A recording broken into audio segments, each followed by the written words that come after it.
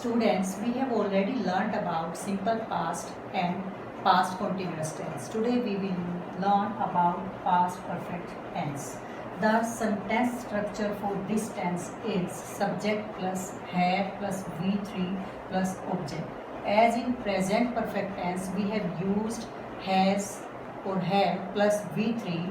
Now we are using had for the past, had plus V3 or past participle form of the verb. In negative sentences, not will come after had, so the structure will be subject plus had plus not plus V3 and then object. While making interrogative sentences, had will come before subject, so the structure will be had plus subject plus V3 plus object and question mark. Had we will use with all the pronouns, whether it is first person pronoun, second person pronoun or third person pronoun, or whether it is singular or plural. It is used to express an action completed before a given time. Means past time will be given and the action completed before that time in the past. For example, he had met his cousins some years back. Past time is given here. In second sentence, I had seen him 5 years before. Here also past time is given. Means the action completed before the time, given time. Next use of this tense is, it is also used in the actions when one action had happened before the second one. Means the first action that had happened, we will use past perfect tense, means had and third form, and the second action, in second action we will use simple past tense, means second form of the verb. Let us see the example. The patient had died before the doctor came.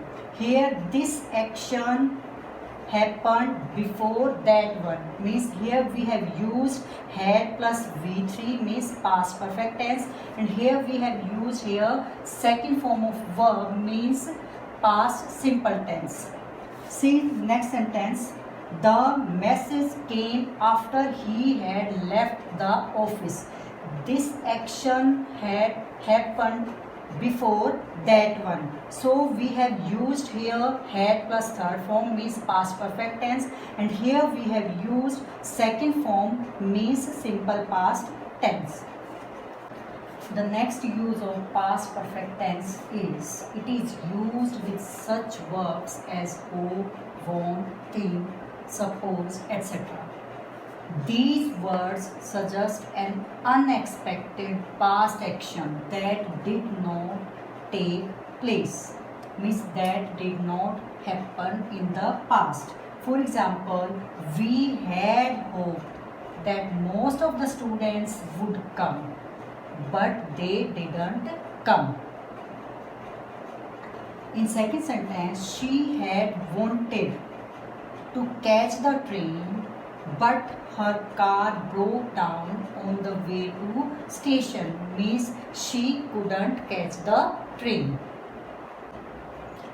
The fourth one is past perfect continuous tense. The structure for this tense is subject plus had for perfect, V1 ing for continuous, and to connect both of them we will use been, and then since or for the time, and after that time will be mentioned.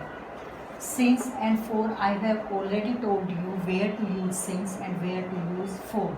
Since is used with exact time or the point of time, and for is used with period of time, means not exact time mentioned. In negative sentences, the structure is subject plus had plus not, been, V1 plus ing plus since for the time, and then time. Not will be placed between had and been. In interrogative sentences or in question sentences, the structure is had plus subject plus been plus V1 plus ing since or for, and then time and question mark. Now let us see the uses of this tense, past perfect continuous tense.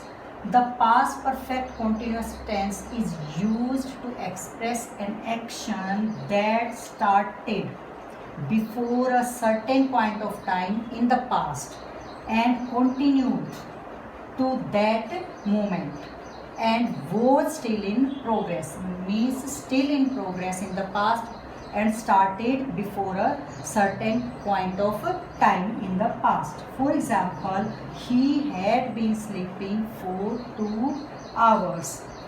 He had been working hard for his examination since 2015. Now we have completed our past tense also. In next lecture, I will be back with future tense.